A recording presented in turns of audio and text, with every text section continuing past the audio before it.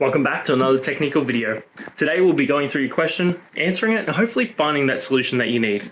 Guys, remember to stay just a little bit crazy like me, and hopefully you find that resolution you need. Anyway, let's continue on.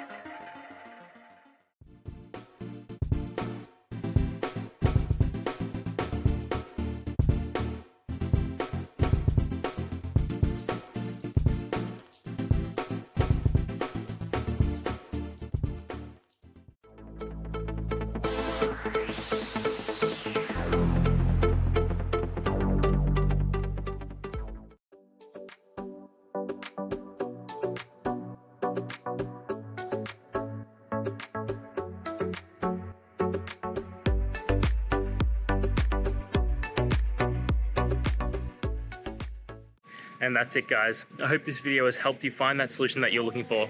If it did, please hit the subscribe button. I'd really appreciate it. And until next time, I hope you have a good one. Cheers.